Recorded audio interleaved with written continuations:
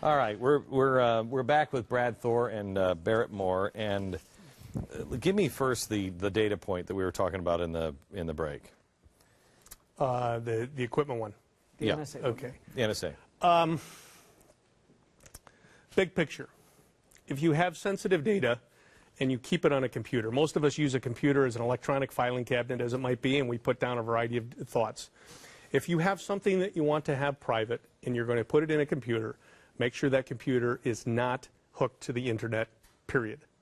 Okay? That's the only way that you're ever going to keep that data secure. And in fact, that won't even keep it secure if you're really under scrutiny. But from a day-to-day standpoint, Well, wait, how do they get it if it's not plugged into the internet? Well, in the very most sophisticated sense, they have the ability to read a hard drive through the AC power lines. Oh.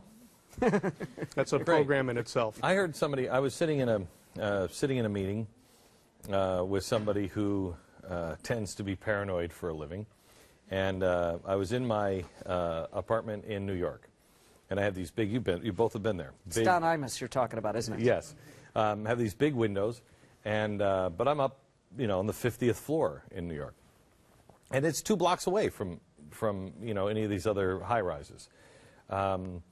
And we're sitting there, and I said, we were talking about something, and he said, have you had this glass tempered or whatever? And I said, I don't even know what that means. And he said, we can shoot now. A parabolic microphone. Yeah, he said, we can shoot like a laser or something at your window. And he said, you can't put music on because we can just take the algorithm of the song. We can take the algorithm of water. We know what it is. We just cancel it out. He said, we can hear your conversation no matter where you are at any time. He said, no, you got a window. He said, please. There's nothing that our government can't hear or can't do at this point. That's correct. And but let me finish the thought on the technology. All right. Which is, here's the challenge for anyone. We're all familiar with having firewalls in our offices and our homes, and whether it's made by X or Y company, they're generally pretty good products. Well, 2 data points you need to know is, first of all, there is not a piece of technology that is sold in the United States that has not first been vetted by the intelligence services, and they have a manner in which to go through it.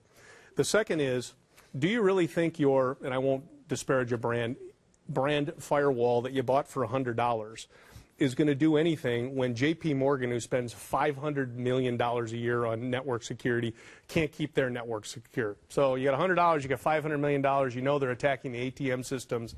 It's an absolute, banks are being devastated by this. When Anonymous took down the DOJ and also took down, did you see what happened over Christmas? They took down, who was it? Some really, really big... Stratfor. Yeah, Stratfor is, you don't mess with Stratfor. Explain who Stratfor is. Stratfor is a private intelligence service that, in essence, tries to allow clients to see over the horizon. They're taking some private and some public data, as it might be, and they're connected to the intelligence services. Okay. Not losers. No. I subscribe. Yeah. I get the emails every day. It's great stuff. And they got my credit card, and then all of a sudden I got a charge from some little cafe over in Spain, and American Express was on the phone like instantly. Right. So what they did is Anonymous crashed Stratfor, a security and something that you subscribe, but like Citibank, all these people, these big people subscribe because they want to be able to see over the horizon a little bit.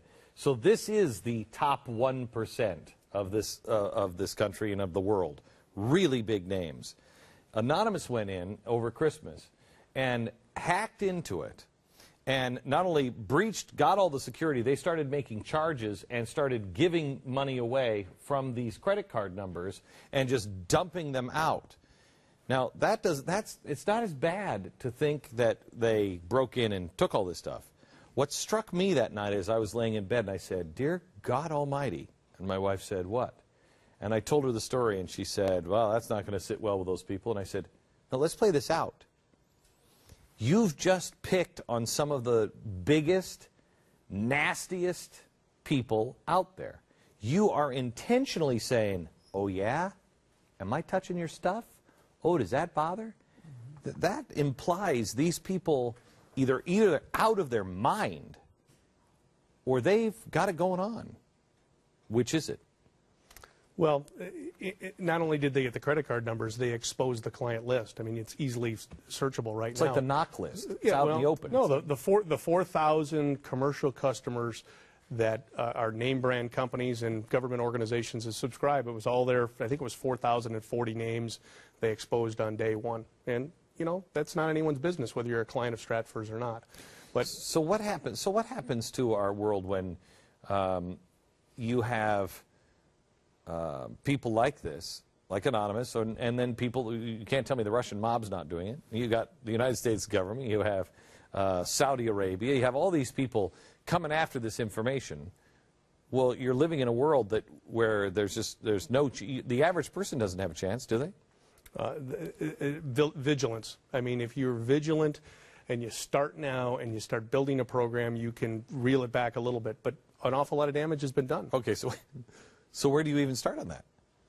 Well, that's as I was talking about when we had the last break. One of the things is, you know, a lot of people think of that they're leaving a trail out there, that it's a digital trail. No, only weirdos like you think that. The average person doesn't think, am I leaving a trail? Well, it's not a trail. I would say you actually have a digital shadow because it is following you everywhere you go. It's not where you've been. They are looking at where you are at right now. So as Barrett talks about, yes, there's a lot of us in this room that have been given our Social Security number out willy-nilly, blah, blah, blah, blah, blah.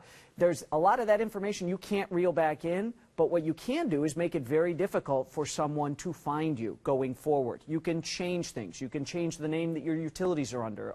There's a bunch of stuff you can do so that you throw some roadblocks down there. I don't think it would be nearly impossible for anyone to completely drop off the grid. You really have to know what you were doing. That takes some real knowledge about dropping off. It took me over 10 years to train my wife. Are you complete to train your wife? Smart woman, but you know my wife. I know your wife. I don't think she'd appreciate training my wife. You're going to be sleeping in a hotel tonight. Let me start there then. What if you want to completely fall off the grid? If you're independent and wealthy, you can do it. If you got a job and you have to report to work. It's pretty darn hard, and there's a nexus to find you as it might be. See, hang on just a second. This is the problem. I mean, the head of Facebook said about 2 or 3 years ago that all of our children, by the time the children that are now, I think Rafe was about 5 then, he said the kids who are really little now, he said by the time they're 25, they're going to have to change their name because they will not be able to handle all of the information that is out about them. So they're all going to have to just change their name, which I thought was, and he said it like, and we're going to be there to help you. And I thought that was really, really awful. I mean, you start breaking families apart with the names and everything else. It's really, really bad news.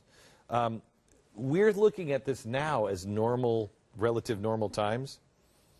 The reason why this is so bad, one of the reasons why this is so bad is because look what happened in Missouri with the Tea Party. When Barack Obama first got in, they said that the Tea Party and anybody who voted for Ron Paul was a dissident. Well, if you get a country where they're saying that you, because you're a Tea Party member, you're a troublemaker, I mean, it's not that hard to believe that. Janet Napolitano and what she said about veterans. What did she say? I don't remember. There was their report about right-wing extremism, the growth of right-wing extremism, and they were looking at people. So if you had the Gadsden flag, you fell into that category. If you were a returning veteran, you were potential and deserved the extra scrutiny. I mean, they're already doing this, and the media is already laying that groundwork. The one reason why this is so bad is because they identify you, and as you said earlier, tell me about this, they can predict your movements. If Hitler had the technology that we have now, would there be a Jew on the planet? No. No. And how long would it have taken? 60 days. Because they can predict where you're going. How many of us have toll pass? Yeah. Where do you think you're going? You know, I think of this all the time. Whenever you see a movie, and they're like, you know, the obvious one, and the people are always in the movies, they're always doing the obvious one. They're like, okay, all right, I think we gotten away. And then you see somebody in the other room. I was just calling my wife to let her know. And you're like, you dummy. But it's not just that. You're going to throw away your cell phone if that would ever happen. But that's not how we're going to get. They're not going to catch you with a cell phone. They're not going to find you. Let me tell you how bad it is. Brad mentioned American Express. In fact, let me just give a plug for Brad real quick, which is the reason people ought to read his books is they're not fiction. They are, I think you coined the word faction, which is they have real-world elements in them. The manner in which his characters conduct themselves, the manner in which the operations take place are true. And you can look at them as entertainment, but you can also take notes and you can learn an awful lot by reading those books. He's the only guy in the market who does it. You made me want to write Overton Window because I could do what you were doing. I'm like, all I have to do is come up with a story and show how all of this fits together, and it's all fact. Anyway. Well, let me just finish the story. So I had a reason to call American Express, and we've all interacted with our banks or our financial institutions, and they have various ways of identifying yourself. Well, they had a new program which I had not run into, and I prided myself on knowing most of this stuff, and said, Mr. Moore, would you tell us the second car your sister ever owned and what the address was?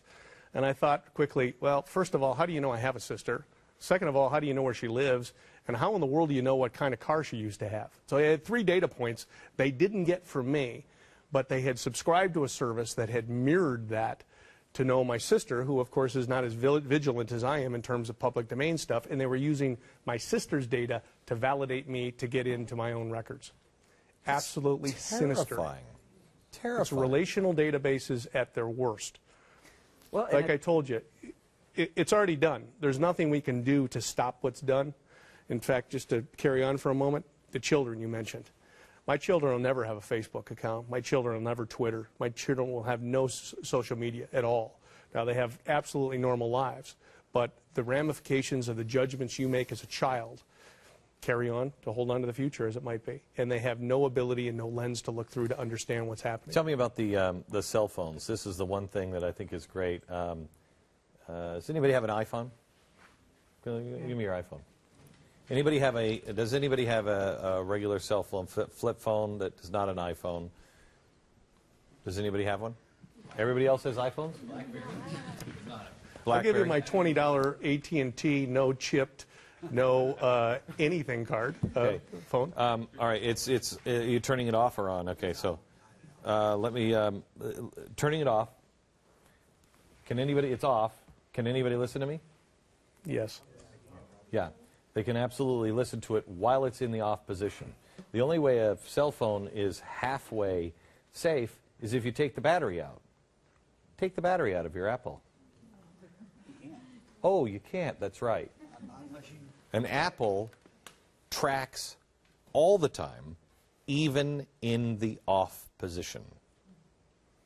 It never is off. Back in just a second.